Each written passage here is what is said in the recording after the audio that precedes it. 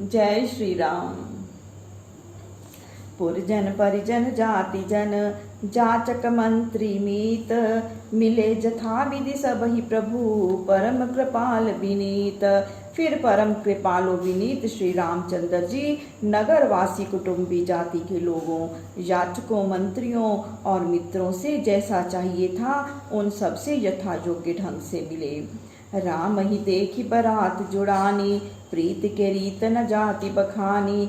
नृप समीप सोही सुतचारी, जन धन धर्मादिक तनुधारी। श्री रामचंद्र जी को देखकर बारातियों का हृदय शीतल हो गया। उस प्रीति की रीति को बखाना नहीं जा सकता। राजा दशरथ के समीप चारों पुत्र चार पदार्थ के समान शोभायमान हो रहे थे। सुते समेत दशरथ देखी, मुदित नगर नर नारी विशेषी। सुमन बरसी सुरहने निशाना, नाकट नटी नाचई कर गाना। इस प्रकार पुत्रों के सहित राजा दशरथ को देखकर जनकपुर के स्त्री पुरुष बहुत ही प्रसन्न हुए और देवता आकाश से पुष्प वर्षा कर नगाड़े बजाने लगे तथा अप्सराएं नाचने गाने लगी। सतानंद अरु विप्र सचिव गण, मागध सूत विदूष बंदी जन। सहित बरात राव सनमाना, आए सुमागी फिरे अगवाना। फिर शतानंद जी और ब्राह्मण मंत्रीगण, मागध, भाट, विदूषक तथा बंदी जनों ने सारी बारात के सहित महाराज दशरथ का आदर सत्कार कर आज्ञा लेकर अगवानी कर लौट आए। प्रथम बरात लगन ते आई, ताते पुर प्रमोद अधिकाई। ब्रह्मानंद लोग सब लही, बड़ो दिवस निशि विधि सन कही। बारात शुभ लगन मुहूर्त से कुछ पहले ही आ गई थी। इससे नगर में ऐसी प्रसन्नता बढ़ी कि सब ब्रह्मानंद का सुख पाते हुए रात दिन को बढ़ जाने की ब्रह्मा जी से प्रार्थना करने लगे। राम सी शोभावधि, सुकृत अवधि दो राज। जह तह पुरजन कहीं अस, मिली नर नारी समाज।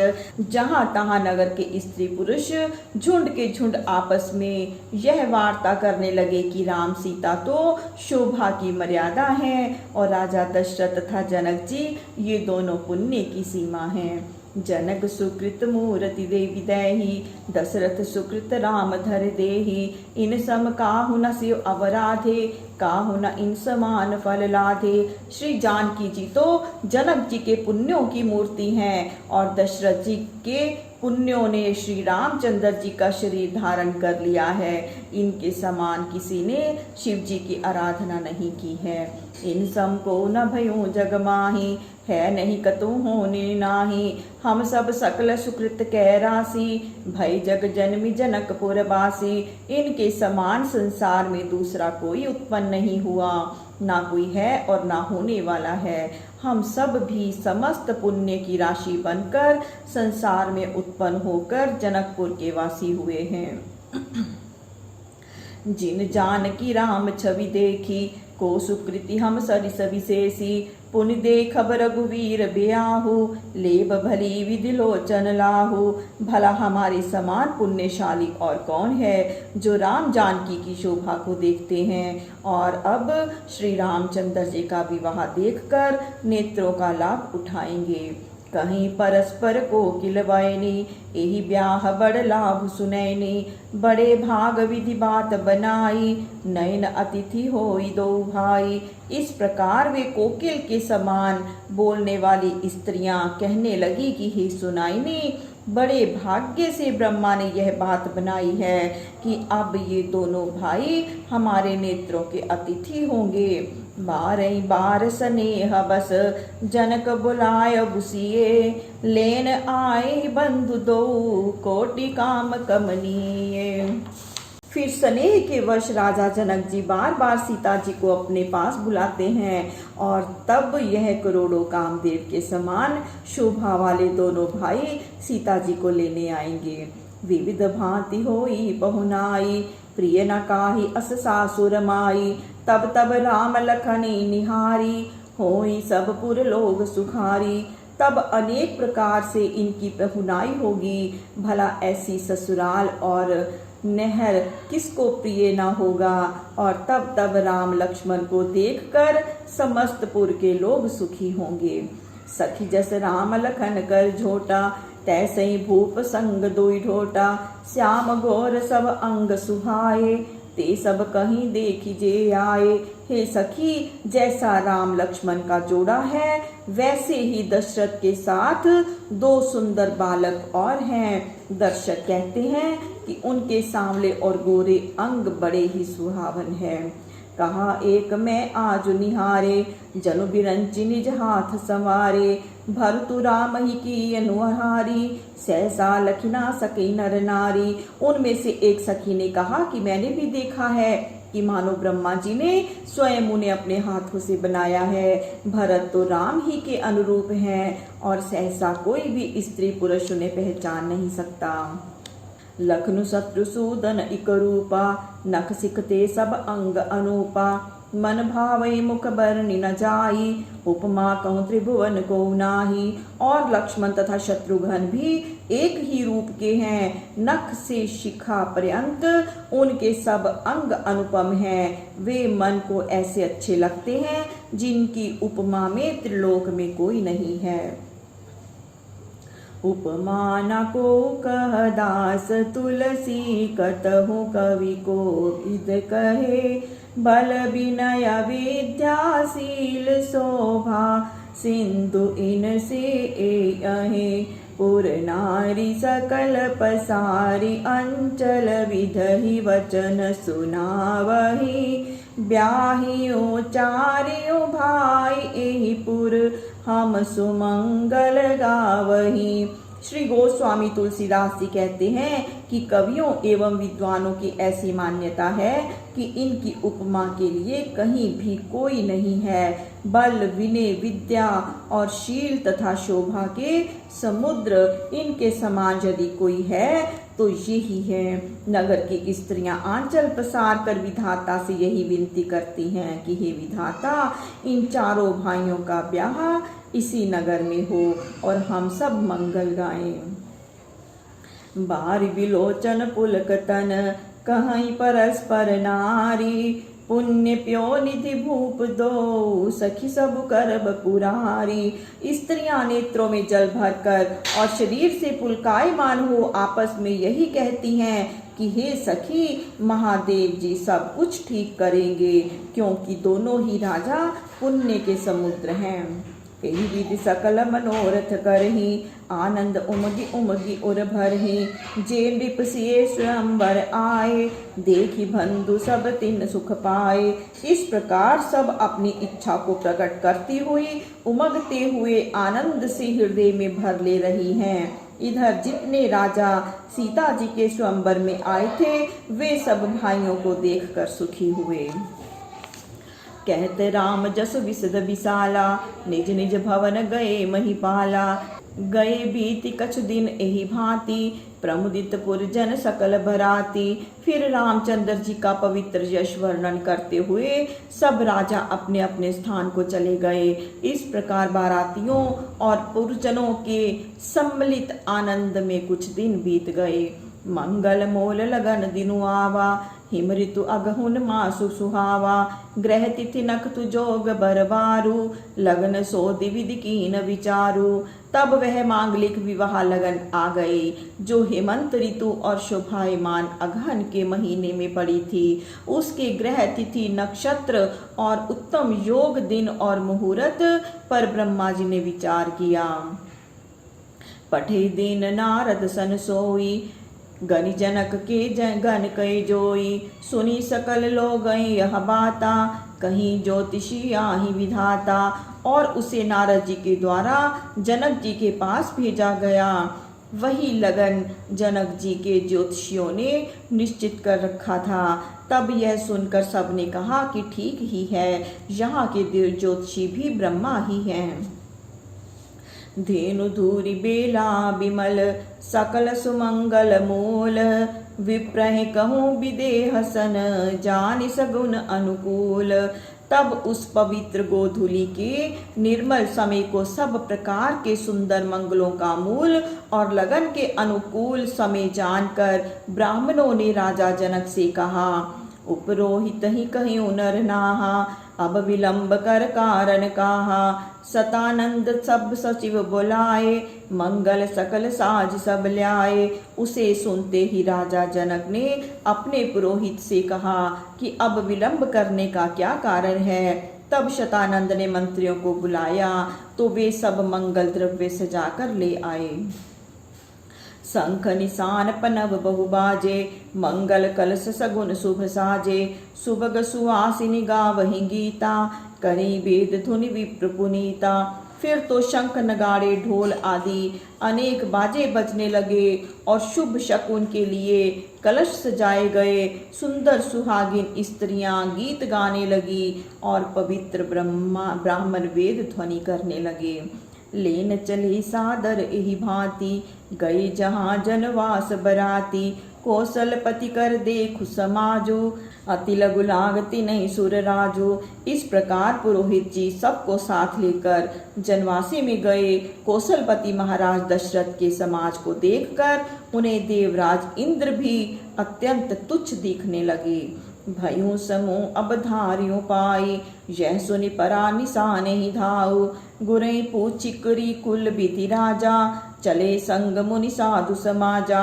अब समय हो गया है पधारिये, यह सुनते ही नगाड़े बजने लगे।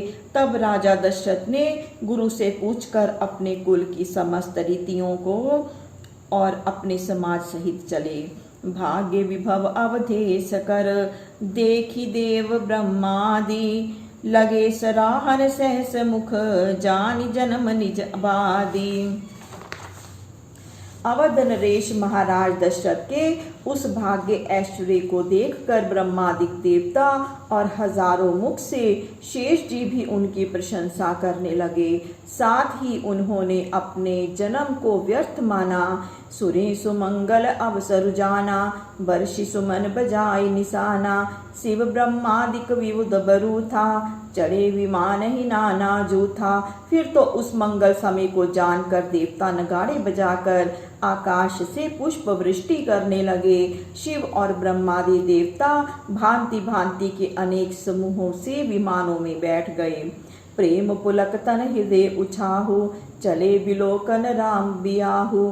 देखि जनकपुर सुर अनुरागे, निज निज लोक सबहि लघु लागे। सब लोग शरीर और हृदय में प्रेम और उत्साह लिए श्री रामचंद्र जी का विवाह देखने चले। जनकपुर को देखकर देवताओं को अनुराग हुआ तथा उन सब को अपने अपने लोक छोटे लगे। चित्तवई चकित विचित्र बिताना, रचना सकल अलौकिक नाना। नगर नारी नर रूप निधाना, सुघर सुधर्म सुशील सुजाना। वे चकित चित्त से देखते हैं कि मंडप बड़ा ही विचित्र और सभी रचनाएं भी अलौकिक हैं। नगर के स्त्री पुरुष रूप के निधान सुंदर और अपने धर्म को भली भांति जानने वाले सुशील एवं सज्जन हैं। तिनी देखी सब सुर सुर नारी, भय न कथ जनु विधि उजियारी। विधि भयों आचर जो विशेषी, निज करनी कछु कतौ न देखी। उन सब को देखकर स्वर्गपुर की स्त्रियों की ऐसी शोभा हुई जैसी चंद्रमा के आगे तारागणों की शोभा होती है। उस रचना को देख ब्रह्मा जी को बड़ा आश्चर्य हुआ तथा उन्होंने अपनी करनी कहीं भी न देखी। शिव समुझाए देव सब, जनिया चरुज भुलाओ। हृदय विचारहु धीर धरी, सिय रघुवीर ब्याहो। तब श्री शिव जी ने समस्त देवताओं को समझाकर कहा कि इस आश्चर्य में मत भूलो और हृदय में धैर्य धारण कर इस पर विचार करो कि यह सीता और राम का विवाह है। जिनकर नाम लेत जग माही, सकल अमंगल मूल न साही। करतल होई पदार्थ चारी, तेसी राम कहूँ कामारी। और श्री महादेव जी ने कहा कि संसार में जिनका नाम लेने से समस्त अमंगलों के मूल का नाश हो जाता है और सहज ही में चारों पदार्थ हाथ में आ जाते हैं, ये वही सीता जी और राम जी हैं। यही विधि शंभु सुरई समुझावा, पुनि आगे बर बसे चलावा। देवै देखि दशरथ जाता, महामोद मन पुलकित गाता। इस प्रकार देवताओं को समझाकर फिर शिव जी ने अपने श्रेष्ठ वाहन नंदी को आगे चलाया। उधर देवताओं ने देखा कि दशरथ जी महाप्रसन्न मन और पुलकित शरीर चले जा रहे हैं। साधु समाज संग मही देवा, जन तनु धरे करें सुखल सेवा। सोहत साथ सुबग सुतचारी, जनु अपवर्ग सकल तनुधारी। उनके साथ में संतों का समाज और भूदेव ब्राह्मण जा रहे हैं, मानो देवता ही उनके सेवा कर रहे हैं। राजा के चारों पुत्र भी ऐसे ही शोभायमान हैं, मानो चारों मुक्ति ही शरीर धारण किए हों। मरकत कनक बरन बर जोरी, देखी सुरई भय प्रीति न थोरी। पुनि रामई बिलो की हर्षे, नृपे सराहि सुमन 3 वर्षे। पन्ने और सोने के रंग की उस सुंदर जोड़ी को देखकर देवताओं के हृदय में बहुत प्रीति उत्पन्न हुई। रामचंद्र जी को देखकर वे बहुत प्रसन्न हुए और राजा के भाग्य की बड़ाई करते हुए उन पर फूल बरसाने लगे। राम रूप नख सिख सुभग, बारही बार निहारी। पुलक गात लोचन सजल, उमा समेत पुरारी। तब इस प्रकार श्री रामचंद्र जी को नख से शिखा पर्यंत बारंबार देखते हुए पार्वती जी के सहित श्री शिव जी का शरीर पुलकायमान हो गया, नेत्रों में जल भर आया। कोकी कंठ दुति श्यामल अंगा, तड़ित बिनिंदक बसन सुरंगा। ब्याह विभूषण विविध बनाए, मंगल सब सब भांति सुहाए। वे मोरकंठ की कांति के समान सांवले शरीर पर पीतांबर धारण किए हैं। ब्याह के समय के ऐसे श्रेष्ठ गहने पहने हुए थे जो सब प्रकार से शोभायमान थे। सरद विमल विदु बदन सुहावन, नयन नवल राजीव लजावन। सकल अलौकिक सुंदरताई, कहीं ना जाई मनी मन भाई। उनका मुख शरत काल के चंद्रमा के समान है, नील कमल को लज्जाने वाले नेत्र हैं और सारा सौंदर्य अलौकिक ईश्वरीय है, जो कहा नहीं जाता, बस मन को अच्छा लगता है। बंधु मनोहर सोहई संगा, जातन चावत चपल तुरंगा। राजकुंवर बर बाजी देखावई, वंश प्रशंसक बिरदि सुनावई। ऐसे मन को हरने वाले भरत आदि भाई अपने चंचल घोड़ों को नचाते हुए चले जाते हैं। राजकुमार उन श्रेष्ठ घोड़ों की चाल दिखा रहे हैं और बंदीजन राजा का यशोगान करते और सुनाते जाते हैं। जेहि तुरंग पर राम विराजे, गति बिलोक खगनाय कुलाजे। कही ना जाई सब भांति सुहावा, बाजी वेश जनु काम बनावा।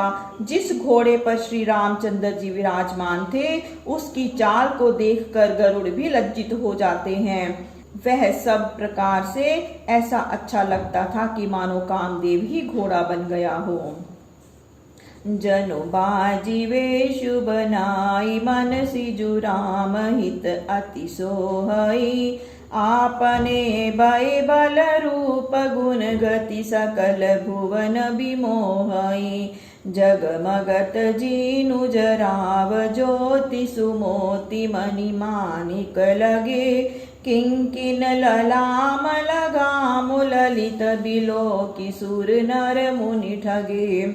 मानो कामदेव ही घोड़े का वेश धारण कर श्री रामचंद्र जी के लिए अत्यंत शोभित हो रहा है, जो अपनी सुंदर अवस्था, बल रूप, गुण और चाल से समस्त भूमंडल को मोहित कर रहा है।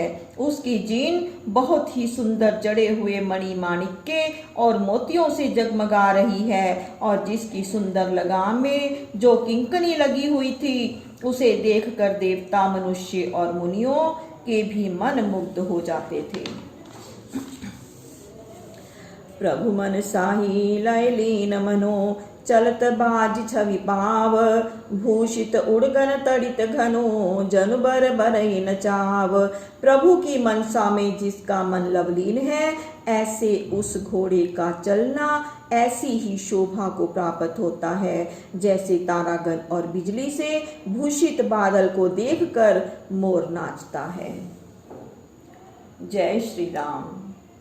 प्रभु श्री राम सबका मंगल करें, सबका कल्याण करें, सबको सुख और सबको स्वास्थ्य प्रदान करें। जय श्री राम।